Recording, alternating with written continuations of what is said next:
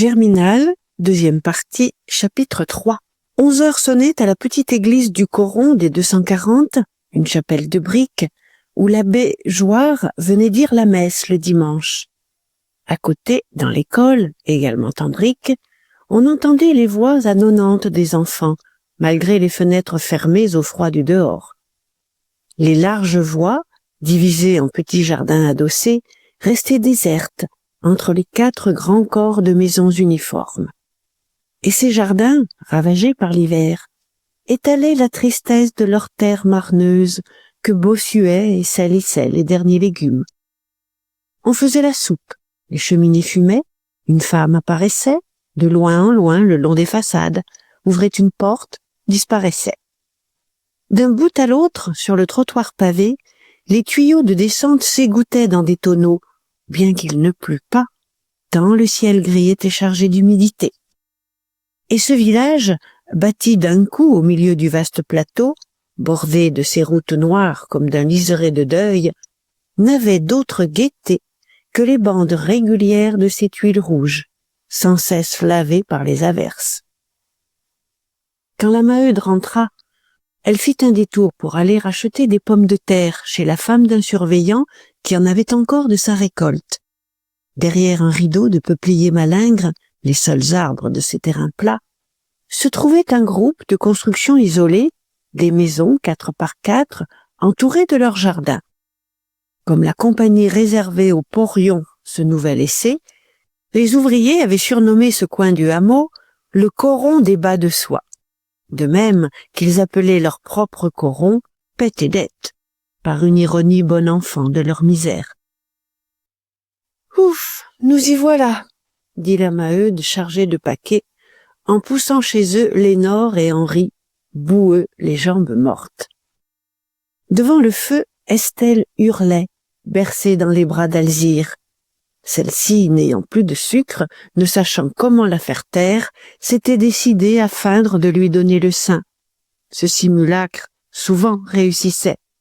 Mais cette fois, elle avait beau écarter sa robe, lui coller la bouche sur sa poitrine maigre d'infirme de 8 ans, l'enfant s'enrageait de mordre la peau et de n'en rien tirer. « Passe-la-moi » cria la mère dès qu'elle se trouva débarrassée. « Elle ne nous laissera pas dire un mot. » Lorsqu'elle eut sorti de son corsage un sein lourd comme une outre et que la braillarde se fut pendue au goulot, brusquement muette, on put enfin causer. Du reste, tout allait bien. La petite ménagère avait entretenu le feu, balayé, rangé la salle. Et dans le silence, on entendait en haut ronfler le grand-père, du même ronflement rythmé qui ne s'était pas arrêté un instant. « En voilà des choses !» murmura Alzire en souriant aux provisions. « Si tu veux, maman, je ferai la soupe. » La table était encombrée. Un paquet de vêtements, 2 pains, des pommes de terre, du beurre, du café, de la chicorée et une demi-livre de fromage de cochon. « Oh, la soupe !» dit la Maheude d'un air de fatigue. « Il faudrait aller cueillir de l'oseille et arracher des poireaux. Non, j'en ferai ensuite pour les hommes. Mais bouillir des pommes de terre, nous les mangerons avec un peu de beurre. Et du café, hein? N'oublie pas le café. » Mais tout d'un coup, l'idée de la brioche lui revint. Elle regarda les mains vides de Lénore et d'Henri qui se battaient par terre, déjà reposés et gaillards. Est-ce que ces gourmands n'avaient pas, en chemin, mangé sournoisement la brioche? Elle les gifla, pendant qu'Alzire, qui mettait la marmite au feu, tâchait de l'apaiser. « Laisse-les, maman. Si c'est pour moi, tu sais que ça m'est égal, la brioche. Ils avaient faim d'être allés si loin à pied. » Midi sonnèrent. On entendit les galoches des gamins qui sortaient de l'école. Les pommes de terre étaient cuites, le café, épaissi d'une bonne moitié de chicorée, passait dans le filtre avec un bruit chantant de grosses gouttes.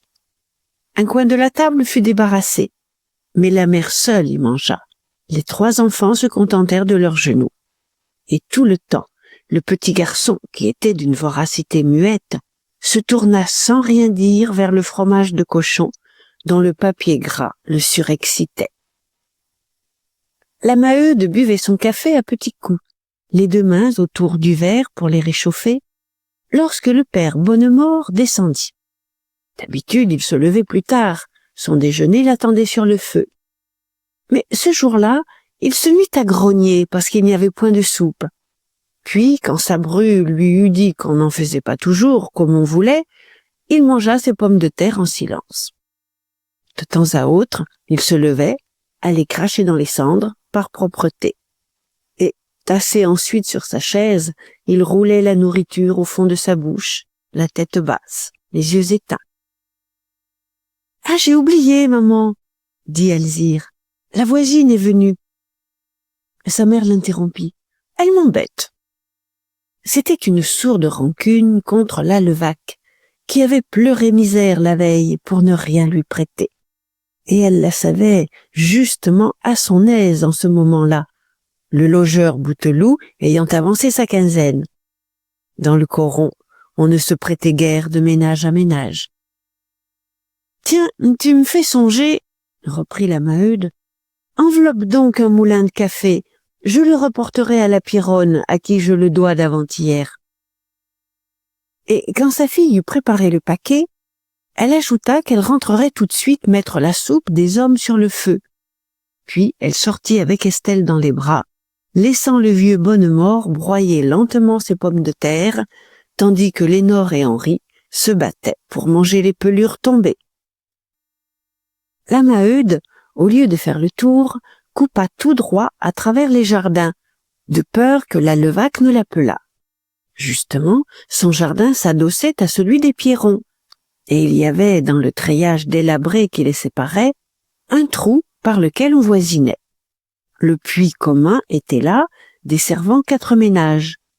À côté, derrière un bouquet de lilas chétives, se trouvait le carin, une remise basse, pleine de vieux outils, et où l'on élevait un à un les lapins qu'on mangeait les jours de fête. 1 heure sonna, c'était l'heure du café.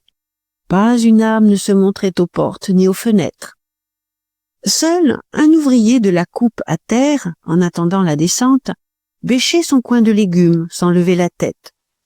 Mais comme la Maheude arrivait en face, à l'autre corps de bâtiment, elle fut surprise de voir paraître, devant l'église, un monsieur et 2 dames.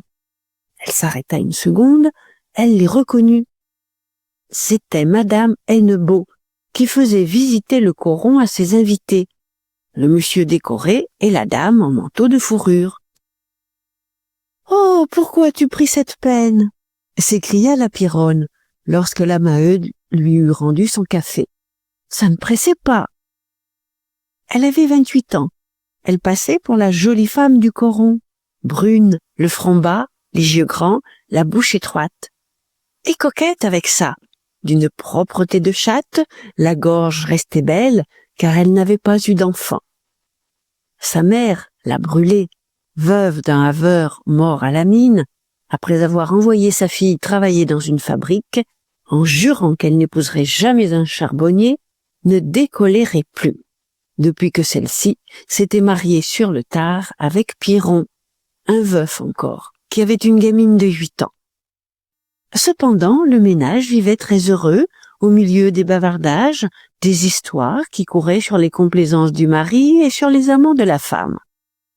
Pas une dette, 2 fois de la viande par semaine, une maison si nettement tenue qu'on se serait miré dans les casseroles. Pour surcroît de chance, grâce à des protections, la compagnie l'avait autorisée à vendre des bonbons et des biscuits dont elle étalait les bocaux sur 2 planches, derrière les vitres de la fenêtre. C'était 6 ou 7 sous de gain par jour, quelquefois 12 le dimanche. Et dans ce bonheur, il n'y avait que la mère brûlée qui hurla avec son encagement de vieille révolutionnaire, ayant à venger la mort de son homme contre les patrons, et que la petite Lydie qui empocha en gifles trop fréquentes les vivacités de la famille. « Comme elle est grosse déjà !» reprit la Pierronne en faisant des risettes à Estelle. « Ah, le mal que ça donne, ne m'en parle pas !» dit la Maheude. « Tu es heureuse de n'en pas avoir. Au moins, tu peux tenir propre. » Bien que chez elle tout fût en ordre et qu'elle lavât chaque samedi, Elle jetait un coup d'œil de ménagère jalouse sur cette salle si claire, où il y avait même de la coquetterie, des vases dorés sur le buffet, une glace, 3 gravures encadrées. Cependant, la Pierronne était en train de boire seule son café, tout son monde se trouvant à la fosse. « Tu vas en prendre un verre avec moi, » dit-elle. « Non, merci, je sors d'avaler le mien. »« Qu'est-ce que ça fait ?» En effet, ça ne faisait rien. Et toutes deux burent lentement. Entre les bocaux de biscuits et de bonbons, leur regard s'était arrêté sur les maisons d'en face, qui alignaient, aux fenêtres, leurs petits rideaux, dont le plus sous le moins de blancheur disait les vertus des ménagères. Ceux des Levaque étaient très sales, de véritables torchons, qui semblaient avoir essuyé le cul des marmites. « S'il est possible de vivre dans une pareille ordure !» murmura la Pierronne.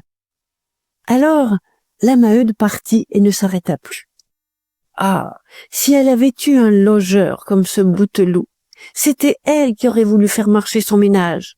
Quand on savait s'y prendre, un logeur devenait une excellente affaire.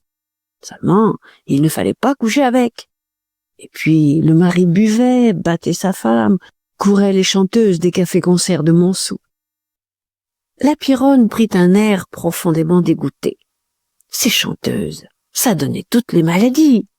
Il y en avait une, à Joiselle, qui avait empoisonné une fosse. Ce qui m'étonne, c'est que tu aies laissé aller ton fils avec leur fille. Ah oui, empêche donc ça. Leur jardin est contre le nôtre. L'été, Zacharie était toujours avec Philomène derrière les lilas, et il ne se gênait guère sur le carin. On ne pouvait tirer de l'eau au puits sans les surprendre. C'était la commune histoire des promiscuités du Coron, les garçons et les filles pourrissant ensemble, se jetant à cul, comme il disait, sur la toiture basse et en pente du carin dès la nuit tombée. Toutes les herscheuses faisaient là leur premier enfant, quand elles ne prenaient pas la peine d'aller le faire à Réquillart ou dans les blés. Ça ne tirait pas à conséquence, on se mariait ensuite. Les mères seules se fâchaient lorsque les garçons commençaient trop tôt, car un garçon qui se mariait ne rapportait plus à la famille. « À ta place, j'aimerais mieux en finir, » reprit la Pierronne sagement. « Ton Zacharie l'a déjà empli 2 fois, et elles iront plus loin se coller. De toute façon, l'argent est fichu. » La Maheude, furieuse, étendit les mains. « Écoute ça, je les maudis s'ils se collent. Est-ce que Zacharie ne nous doit pas du respect? Il nous a coûté, n'est-ce pas? Eh bien, il faut qu'il nous rende avant de s'embarrasser d'une femme. Qu'est-ce que nous deviendrions, dit, si nos enfants travaillaient tout de suite pour les autres? Autant crever alors. » Cependant, elle se calma. « Je parle en général, on verra plus tard. Il est joliment fort, ton café. Tu mets ce qu'il faut. » Et après un quart d'heure d'autres histoires, elle se sauva, criant que la soupe de ces hommes n'était pas faite. Dehors, les enfants retournaient à l'école, quelques femmes se montraient sur les portes, regardaient Madame Hennebeau, qui longeait une des façades, en expliquant du doigt le Coron à ses invités. Cette visite commençait à remuer le village. L'homme de la coupe à terre s'arrêta un moment de bâcher, 2 poules inquiètes s'effarouchèrent dans les jardins. Comme la Maheude rentrait, elle buta dans la Levaque, qui était sortie pour sauter au passage sur le docteur Van der Hagen, un médecin de la compagnie, petit homme pressé et écrasé de besogne, qui donnait ses consultations en courant. « Monsieur, disait-elle, je ne sors plus, j'ai mal partout, faudrait en causer cependant. » Il les tutoyait toutes. Il répondit sans s'arrêter. « Fiche-moi la paix, tu bois trop de café. »« Et mon mari, monsieur ?» dit à son tour la Maheude. « Vous devriez venir le voir, il a toujours ses douleurs aux jambes. »« C'est toi qui l'esquinte, fiche-moi la paix. » Les 2 femmes restèrent plantées, regardant fuir le dos du docteur. « Entre donc !» reprit la Levaque, quand elle eut échangé avec sa voisine un haussement d'épaules désespéré. « Tu sais qu'il y a du nouveau, et tu prendras bien un peu de café, il est tout frais. » La Maheude, qui se débattait, fut sans force. Allons, une goutte tout de même pour ne pas la désobliger. Et elle entra. La salle était d'une saleté noire. Le carreau et les murs tachés de graisse, le buffet et la table poissés de crasse. Et une puanteur de ménage mal tenu prenait à la gorge. Près du feu, les deux coudes sur la table, le nez enfoncé dans son assiette, Bouteloup, jeune encore pour ses 35 ans, achevait un restant de bouillie avec sa carrure épaisse de gros garçon placide. Tandis que, debout contre lui, le petit Achille, le premier-né de Philomène, qui entrait dans ses 3 ans déjà, le regardait de l'air suppliant et muet d'une bête gourmande. Le logeur, très tendre sous une grande barbe brune, lui fourrait de temps à autre un morceau de sa viande au fond de la bouche. « Attends que je le sucre !» disait la Levaque, en mettant la cassonade d'avance dans la cafetière. Elle, plus vieille que lui de 6 ans, était affreuse. Usée, la gorge sur le ventre et le ventre sur les cuisses, avec un mufle aplati aux poils grisâtres, toujours dépeigné. Il l'avait prise naturellement, sans l'éplucher davantage que sa soupe, où il trouvait des cheveux, et que son lit, dont les draps servaient 3 mois. Elle entrait dans la pension. Le mari aimait à répéter que les bons comptes font les bons amis. « Alors, c'était pour te dire, continua-t-elle, qu'on a vu hier soir la Pierronne rôder du côté des bas de soie. Le monsieur que tu sais l'attendait derrière Rasseneur, et ils ont filé ensemble le long du canal. Hein? C'est du propre, une femme mariée. »« Calme, dit la Maheude. Pierron, avant de l'épouser, donnait des lapins au porion. Maintenant, ça lui coûte moins cher de prêter sa femme. » Bouteloup éclata d'un rire énorme et jeta une mie de pain saucée dans la bouche d'Achille. Les 2 femmes achevaient de se soulager sur le compte de la Pierronne, une coquette pas plus belle qu'une autre, mais toujours occupée à se visiter les trous de la peau, à se laver, à se mettre de la pommade. Enfin, ça regardait le mari s'il aimait ce pain-là. Il y avait des hommes si ambitieux qu'ils auraient torché les chefs pour les entendre seulement dire merci. Et elles ne furent interrompues que par l'arrivée d'une voisine qui rapportait une mioche de 9 mois, Désirée, la dernière de Philomène. Celle-ci, déjeunant au criblage, s'entendait pour qu'on lui amenât là-bas sa petite, et elle la faisait téter, assise un instant dans le charbon. « La mienne, je ne peux pas la quitter une minute, elle gueule tout de suite, » dit la Maheude en regardant Estelle, qui s'était endormie sur ses bras. Mais elle ne réussit point à éviter la mise en demeure qu'elle lisait depuis un moment dans les yeux de la Levaque. « Dis donc, il faudrait pourtant songer à en finir. » D'abord, les 2 mères, sans avoir besoin d'en causer, étaient tombées d'accord pour ne pas conclure le mariage. Si la mère de Zacharie voulait toucher le plus longtemps possible les quinzaines de son fils, la mère de Philomène s'emportait à l'idée d'abandonner celle de sa fille. Rien ne pressait. La seconde avait même préféré garder le petit tant qu'il y avait eu un seul enfant. Mais depuis que celui-ci, grandissant, mangeait du pain et qu'un autre était venu, elle se trouvait en perte. Elle poussait furieusement au mariage, en femme qui n'entend pas y mettre du sien. Zacharie a tiré au sort, continua-t-elle. Plus rien n'arrête. Voyons, à quand? Remettons ça au beau jour, répondit la Maheude gênée.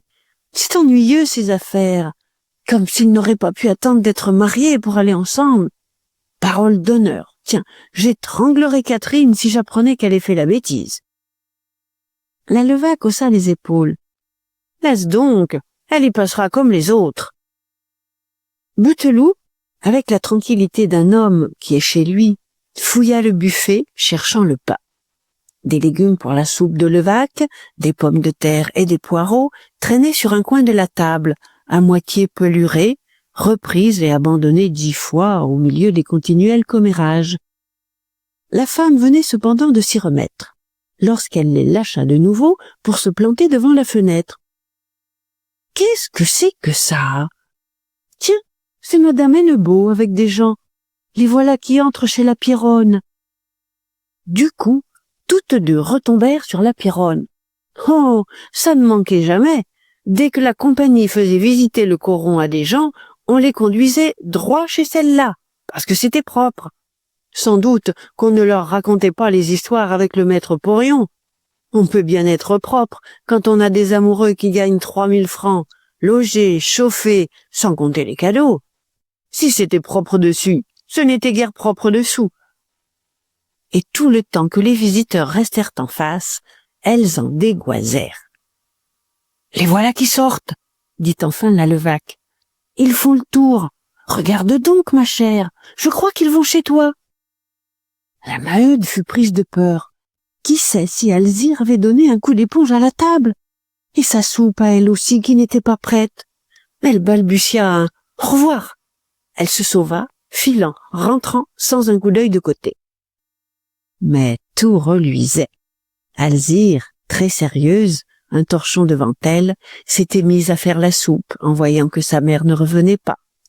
Elle avait arraché les derniers poireaux du jardin, cueilli de l'oseille, et elle nettoyait précisément les légumes, pendant que, sur le feu, dans un grand chaudron, chauffait l'eau pour le bain des hommes quand ils allaient rentrer.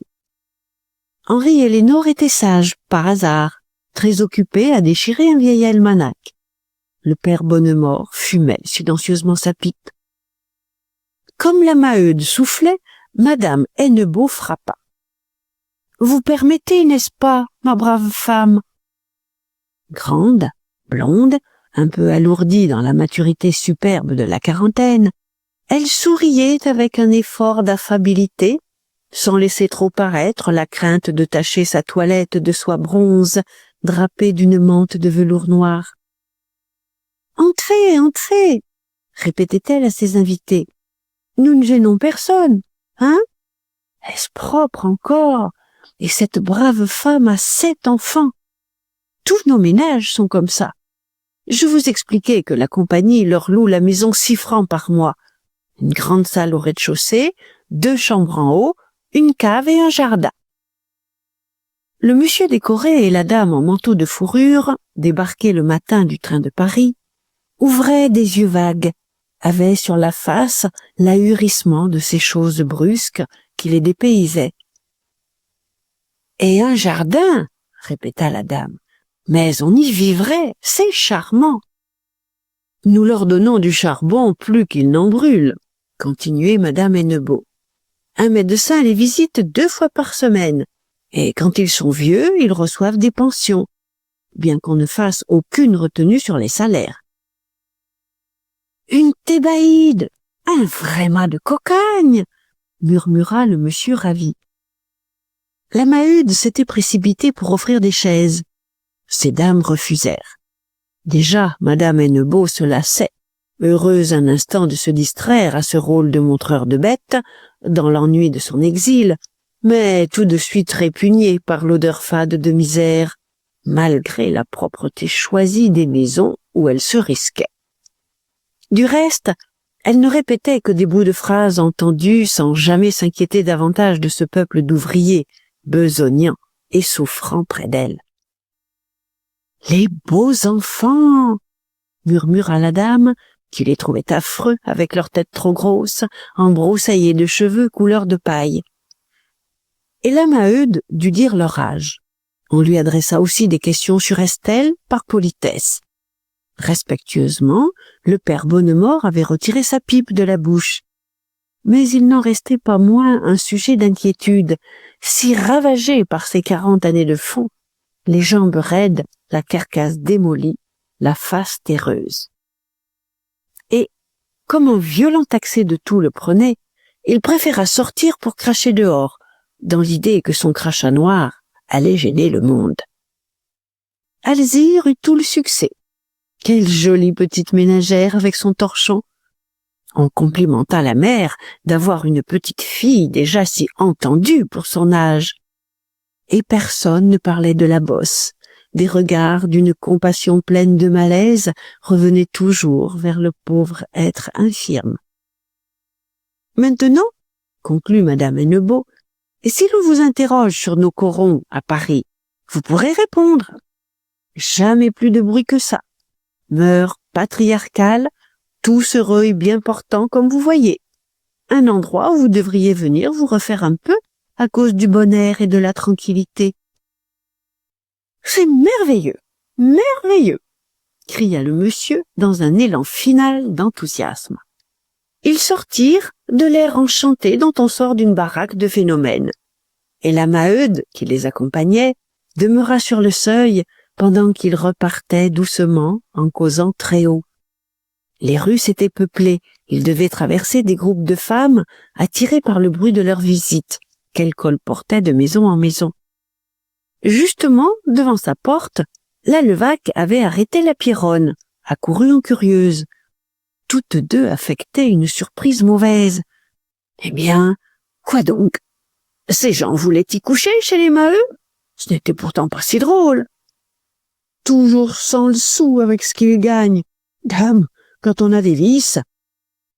Je viens d'apprendre qu'elle est allée ce matin mendier chez les bourgeois de la Piolaine. Et Maigrat, qui leur avait refusé du pain, lui en a donné. On sait comment il se paie, Maigrat. Sur elle? Oh non, faudrait du courage. C'est sur Catherine qu'il en prend. Écoute donc, est-ce qu'elle n'a pas eu le toupet tout à l'heure de me dire qu'elle étranglerait Catherine si elle y passait? Comme si le grand cheval, il y a beau temps, ne l'avait pas mise à cul sur le carin. Chut, voici le monde. Alors la Levaque et la Pierronne, l'air paisible, sans curiosité impolie, s'étaient contentées de guetter sortir les visiteurs du coin de l'œil. Puis, elles avaient appelé vivement d'un signe la Maheude, qui promenait encore Estelle sur ses bras. Et toutes trois, immobiles, regardaient s'éloigner les dos bien vêtus de Madame Hennebeau et de ses invités. Lorsque ceux-ci furent à une trentaine de pas, les commérages reprirent avec un redoublement de violence. « Elles en ont pour de l'argent sur la peau, ça vaut plus cher qu'elles, peut-être. »« Sûr, je ne connais pas l'autre, mais celle d'ici, je n'en donnerai pas 4 sous, si grosse qu'elle soit. On raconte des histoires. »« Hein? Quelles histoires? »« Elle aurait des hommes, donc. D'abord, l'ingénieur. »« Ce petit au maigre? Oh, il est trop menu, elle le perdrait dans les draps. »« Qu'est-ce que ça fiche, si ça l'amuse? Moi, je n'ai pas confiance, quand je vois une dame qui prend des mines dégoûtées et qui n'a jamais l'air de se plaire où elle est. Garde donc comme elle tourne son derrière, avec l'air de nous mépriser toutes. Est-ce que c'est propre? » Les promeneurs s'en allaient du même pas ralenti, causant toujours, lorsqu'une calèche vint s'arrêter sur la route devant l'église. Un monsieur d'environ 48 ans en descendit, serré dans une redingote noire, très brun de peau, le visage autoritaire et correct. « Le mari !» murmura la Levaque, baissant la voix comme s'il avait pu l'entendre, saisi de la crainte hiérarchique que le directeur inspirait à ses 10 000 ouvriers. « C'est pourtant vrai qu'il a une tête de cocu, cet homme !» Maintenant, le coron entier était dehors. La curiosité des femmes montait, les groupes se rapprochaient, se fondaient en une foule. Tandis que des bandes de marmailles mal mouchées traînaient sur les trottoirs, bouche béante. On vit un instant la tête pâle de l'instituteur qui se haussait, lui aussi, derrière la haie de l'école. Au milieu des jardins, l'homme en train de bêcher restait le pied sur sa bêche, les yeux arrondis. Et le murmure des commérages s'enflait peu à peu, avec un bruit de crécelle, pareil à un coup de vent dans des feuilles sèches. C'était surtout devant la porte de la Levaque que le rassemblement avait grossi. 2 femmes s'étaient avancées, puis 10, puis 20. Prudemment, la Pierronne se taisait, à présent qu'il y avait trop d'oreilles. La Maheude, une des plus raisonnables, se contentait aussi de regarder. Et pour calmer Estelle, réveillée et hurlant, elle avait tranquillement sorti au grand jour sa mamelle de bonne bête nourricière, qui pendait, roulante, comme allongée par la source continue de s'asseoir les dames au fond de la voiture, qui fila du côté de Marchienne. Il y eut une explosion dernière de voix bavardes. toutes les femmes gesticulaient, se parlaient dans les visages, au milieu d'un tumulte de fourmilières en révolution. Mais 3 heures sonnèrent. Les ouvriers de la coupe à terre étaient partis, Bouteloup et les autres. Brusquement, au détour de l'église, parurent les premiers charbonniers qui revenaient de la fosse, le visage noir, les vêtements trempés, croisant les bras et gonflant le dos. Alors, il se produisit une débandade parmi les femmes. Toutes couraient, toutes rentraient chez elles, dans un effarement de ménagères que trop de café et trop de cancans avaient mis en faute. Et l'on n'entendait plus que ce cri inquiet, gros de querelle. « Ah, mon Dieu, et ma soupe qui n'est pas prête !»